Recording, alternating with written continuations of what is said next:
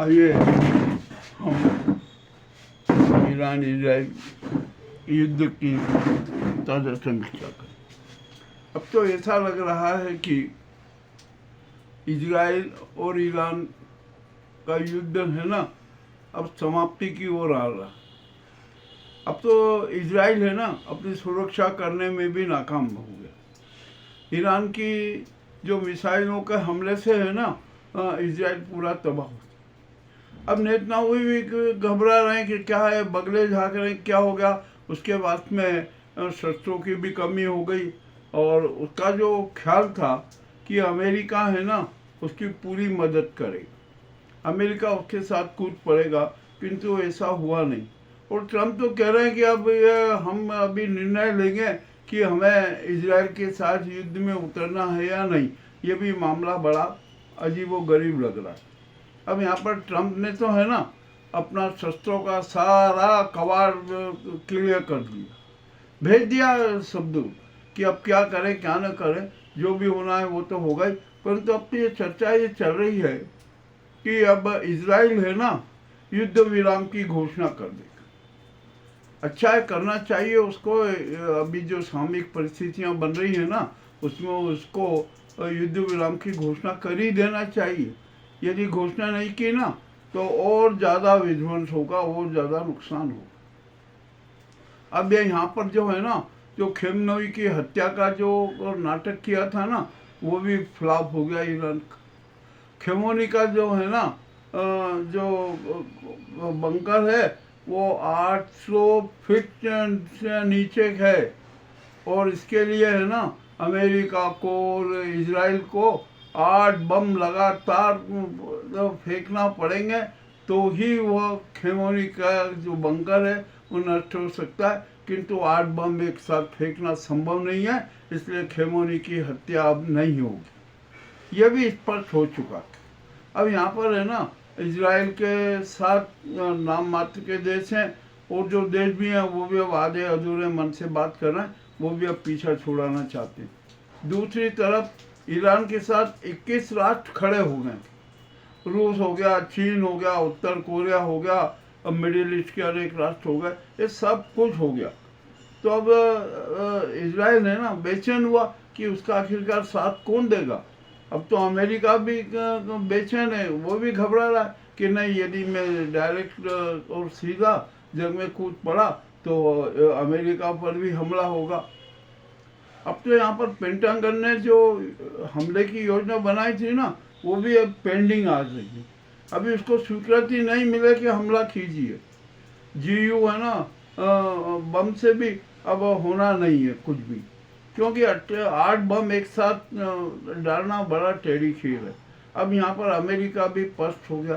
तो अब उसका एक ही रास्ता ये है कि ट्रम्प है ना ये कह देंगे कि नहीं, आप अपना निपटिए, हम अब बीच में नहीं कूदेंगे। किंतु ऐसा वो करेगा नहीं, वो अप्रत्यक्ष रूप से कहीं ना कहीं हमला तो करेगा। और अभी जो है ना हम यहाँ जो इजराइल में तबाही देख रहे हैं ना, वो भी अपने आप में अनूठी है।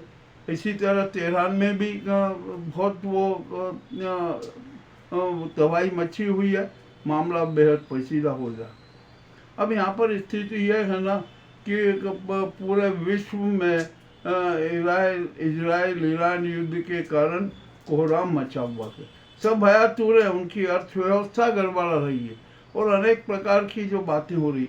सच बात तो यह है कि इजराइल ईरान युद्ध से विश्व में जो विकास की बात होना थी ना, वो समाप्त हो। अब तो खाली युद्ध की बात हो रही है, हमले की बात हो रही है। और अब तो यह स्थिति बन गई है कि ईरान है ना नम में तो आकाश में तो उसका अपना एकाधिकार हो ही गया है।